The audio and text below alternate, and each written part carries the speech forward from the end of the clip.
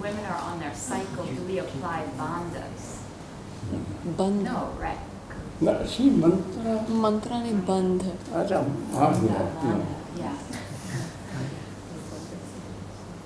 No mula bandha. Yeah, yeah. No, No dhyan, no Udyan.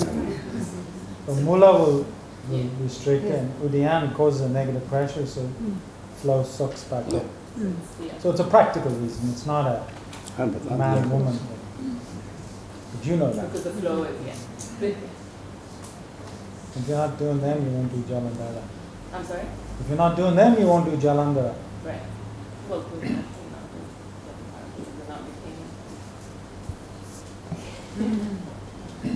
So, in the morning when we say, if you're on your period or you're pregnant, don't do like the pumping, don't do the Nauli Uddiyana. Not because, you're a woman on your period or you're pregnant, but it's counterproductive, that's all, So, the different force. So no bandhas or none of those other practices, no retention either at that time. And what that means is the main flow time, right, which averages around 3 days. Why I'm thinking back to previous life.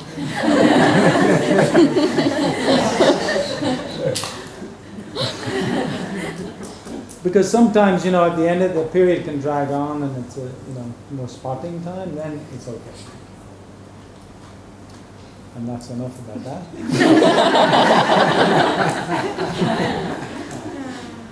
Spent half my life talking about periods and poops. So I see Matthias away and then, yeah. I have a person who has a deviated septum, like the bone in the nose. You have a person? Deviated septum. Like a student in student. class, yeah. I keep a person like that with some too. The reason why I didn't say student is that she asked me, could she practice pranayama with that deviation, because she actually only inhales through the right nostril. And what is do you have experience with that, and can they still do pranayama even though it's only on the Pingala side that the swara is moving? Nothing prevents him doing pranayama, but it would be recommended that he does the sutra niti dipped in the ghee before doing pranayama.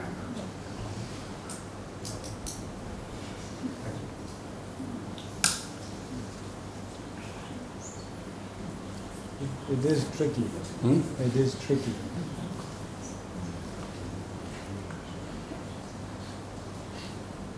There's good surgery today as well. Yeah. To be honest. But she doesn't want to do that. Yeah, well then you got to accept what you got. Yeah. You can start with that, which we always tell people. Oi had a question after. I just want to get confirmation because so when we practice pranayama, like Nauli, Kapalabhati, everything, like Surya Vedana, do you apply Mula Bandha? So, in a way, this is building on from the earlier question, Michelle. It's because what you described was that sort of full experience when you do Mula Bandha at an advanced stage. But they're wondering about, controlling of pelvic floor area during certain practices, like in a pranayama practice or in a Kapalabhati practice. What would you advise on Mula? No, generally, when one is doing without retention, when inhalation starts, we recommend have a Mulbandha. But after exhalation, release it. It is like a Ashwini mudra. But Mulbandha comes necessary when retention of breath is advocated. You inhale, adopting the Mulbandha, When inhalation is complete, which is called Purak, complete, then Jalandhar Bandha. But first release the Jalandhar Bandha and the last Mool Bandha.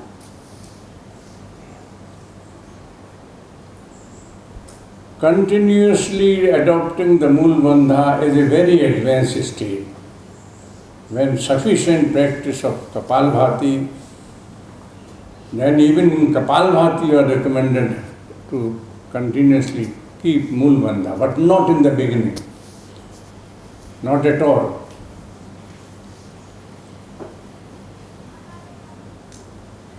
So in the beginning with Kapalabhati, when you pump, that Yeah. it should close. That is like a Ashwini. That tells you that you are correctly doing Kapalbhati. Then you should not worry for anything. But when you do Uddiyana Bandha Kriya, Navali, Agnisara, you shouldn't actually apply Mula Bandha. Not. There'll be a mild pull, but you don't force it at all.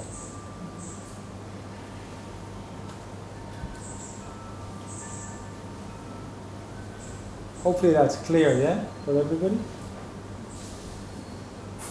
So before you start to inhale, hold your pelvic floor. You're retaining, keep it held. And when you exhale, you slightly relax it. And when you're doing Kapalabhati, at least on the pump, it's there. Other times, that's a very brief summary of something that's quite involved. And Catherine had a question. Okay, Guy had a question. Catherine, Kitty. It's her birthday today. Her birthday today. Let us. Yesterday you mentioned that whenever we have a choice, fear will come into the picture. So I was wondering if you could talk a bit about the nature of fear and how we can become more aware of it and how we can manage it. About fear. Yeah. You know, according to Patanjali, it is one of the kleshas which now we are born with. And he says, whatever you say, fear is an inseparable part of your personality until the kleshas are burned. The aim of yoga is to make them feeble, as if they are not existing. They will be just dormant with the practice of yoga. That is, he says, klesha tanu karnarthasya. Klesh, this avidya, smita, rag, dvesh, avidvesh, abhinivesh, fear of death. This can be made as if they are not existing. But so long they are active, you have to take help of the intellect. That is what they say. Analyze it. They say for fear of death, for example. They say that you are still discussing that whether God is there or not. But nobody is discussing whether death is there or not. Then why to have fear? It is there. Then okay, I am ready. So what beautifully Gita said, Jnana Vidardhaka. With the help of the real knowledge, burn them. Because fact remains, why should we have fear? It is an inseparable part of personality.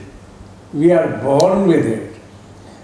But they say it can be made such a feeble entity that it does not disturb you anymore, provided you accept the truth. Not as you want, but as it is. Because nobody wants to die. But it is a truth of the life. So that is why they have repeatedly said that Patanjali asked, he will say Kriya Yoga.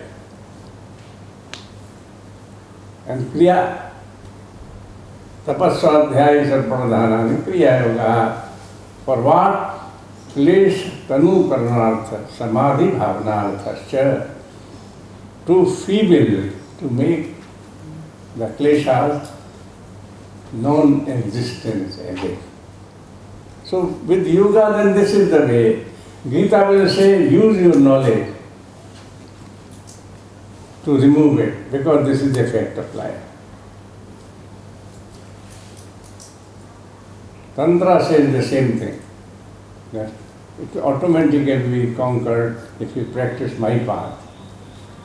So every philosophy has this problem, but the easiest ways to me is knowledge.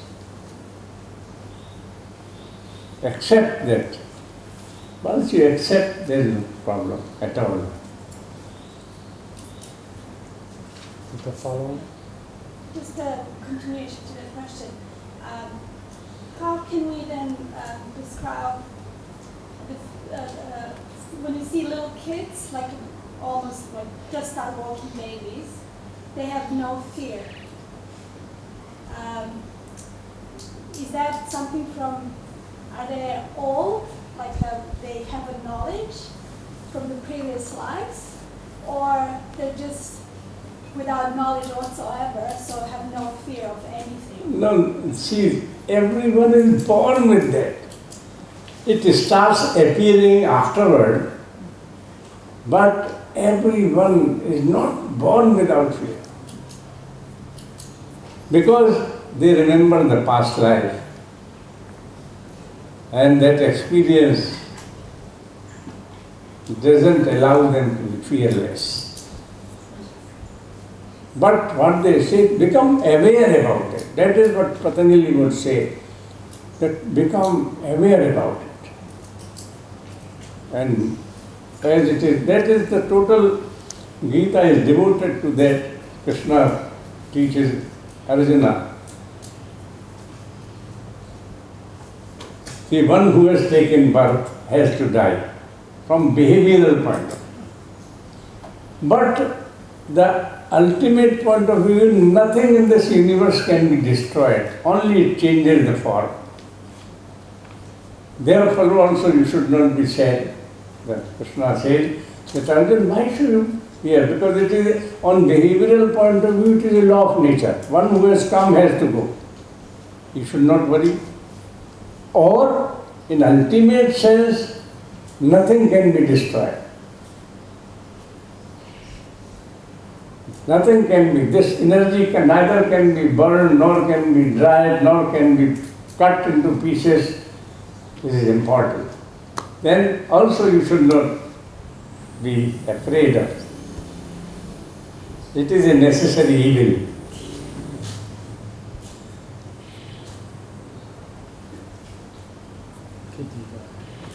Dwarji, just a question on the front of a japa. And we do it morning and evening, so it's quite important. Can you speak a little bit about it and why 21 and how it, what the benefits are? What is the purpose? To be thoughtless. Oh, really?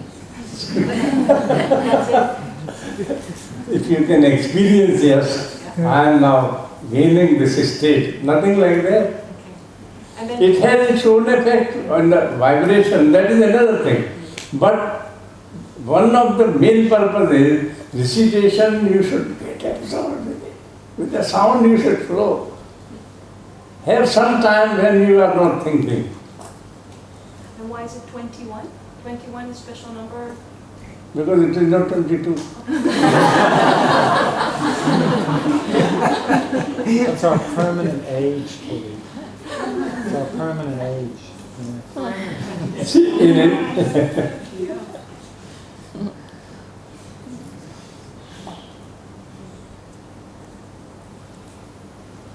God. Dwarji, it's a question about Nada Sandhana. Huh? It's a question about Nada Sandhana. Yes. Am I saying that correct. It seems like a very strange and random thing to me. And I'm wondering why the shifting of prana should cause such a thing to happen, sort of in terms of the process and the reason. See, Nadhanusandhan is another name of samadhi. You should understand that. If maybe I'm using the term wrong, I was meaning the sort of the unstruck sound. Yeah, it's really true. But it's nada anusandha. Nada Anusandhan. In Sanskrit, the Sandhi becomes Nada Anusandhan. I'm saying it's the same as samadhi, just a different term. And he's wondering how such a thing could happen. As such a sound could occur. It happens because of pranic movement. Many things happen. Because of pranic movement, and especially traveling through the Sushumna. Inner space, it's darker.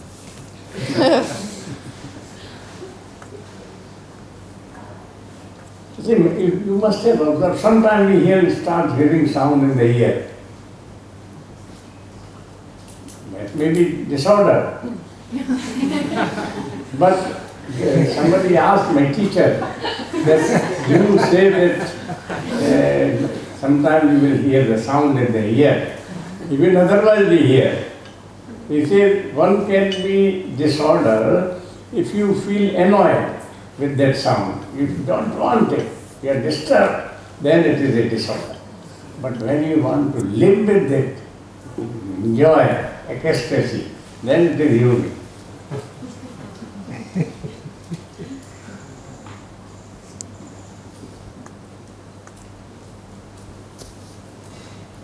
It's in the fourth chapter, so we can go from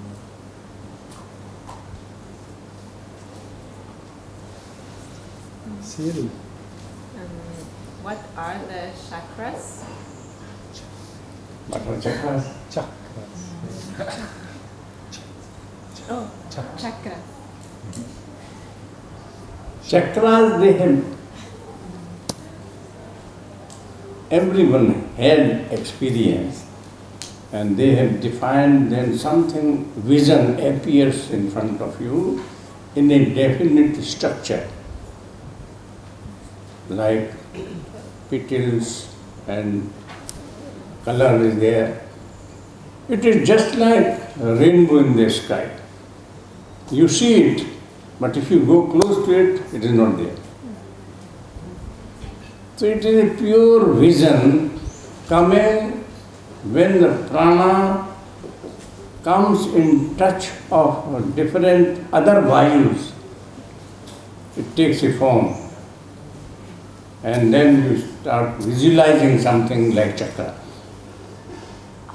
But because everyone has said who has achieved there, we have to believe that yes, it is there, but it is physically it cannot be proved. Just I said that Swamiji wanted to prove the existence of Kundalini. Not even now we cannot prove.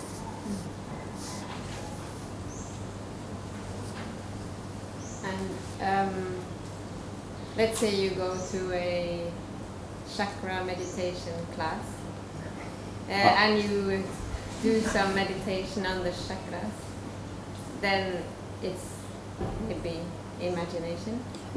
Don't forget the purpose of all meditation is the same, to bring you in a state where you are not thinking. They want you to put in somewhere which is very close to you and you can easily concentrate. And concentrate really becomes centered. So there is no thought process. That is whole thing is, you say anything. Because they always ask that be with the thing which is going on. Don't divide your mind elsewhere. Be with the practices when you are practicing asanas, pranayama, be with the breath. Any.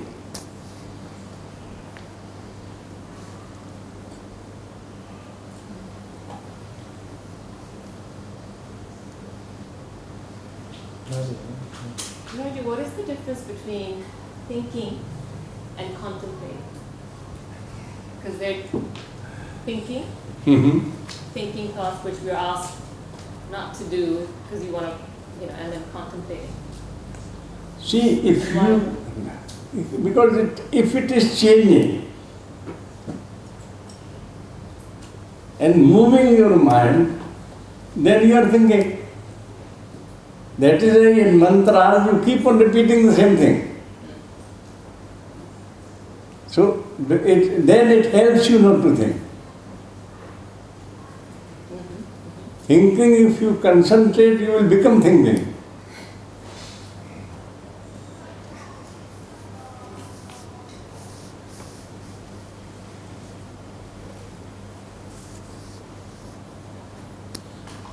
I'm sorry, I didn't understand. I didn't understand that. So thinking we're trying to get away from. Contemplation is something that we want to do. Yeah? So how do we differentiate the two? No, thinking is a process which is continuously changing. Right. Okay. Not a moment it is steady. Okay. Okay. Now, when you want to contemplate, you have to be steady. Okay. That is only the difference. But there is a thought that you're following, yeah? No, it should not. That also should stop. I am contemplating, this also should stop. That is what they say, the zero state of mind. So the way we use contemplation in our speech is not what we're trying to do in yoga. When you're saying, what are you contemplating on, or there is some thought in there. No? So that is why I said, Patanjali has said, that should happen in you. You can't do it. You can have some practices, meditation practices, which can help you to be thoughtless. Which can bring the zero unit. But those are the efforts, and people reach through that effort. Not that, suppose chakra meditation, you have any meditation, they are very good help. But those objects should be there which are closer to you. The object, if they are not closer to you, you won't be able to concentrate. So you're calling those processes contemplation? The contemplation process can be anything. In Tantra, sex is the contemplation. I get it, okay. But no, that means whichever can make you the steady. That is, the goal is that. And then the new horizon, you start experience inside something very, very indescribable state. And Patanjali is very clear about it. Dharana, Dhyana, Samadhi has something to do with the inner space, not what you can practice. It is a result of your practices. So, can I say contemplation is dhyana? Contemplation is an effort. Dharana is the result of contemplation. But in dhyana there is a thought. You are aware. Dhyana there is a thought. Dhyana there is no thought, my understanding. No, dharana, if you want to describe, you are only aware of the three things.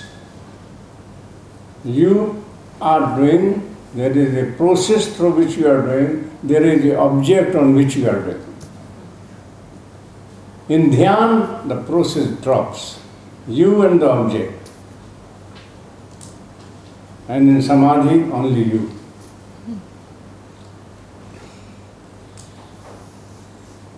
So there's stages. There's stages through contemplation.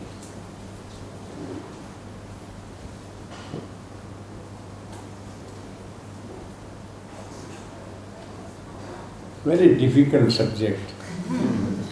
But just in English, the word contemplation is used a little more loosely and sometimes vernacularly with thought and technically it can be a meditation technique that uses the thought just like a mantra uses an om as still a vehicle to create a zero. But what he's saying from the tradition, and in some ways, like even today, they're calling the field contemplative studies or contemplative science, So from getting from something to nothing, that's the process. Yeah. That is really correct.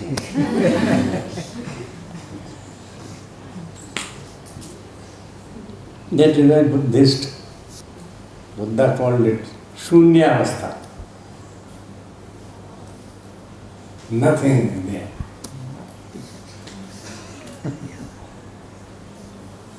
Okay. Take a little break and come to the side.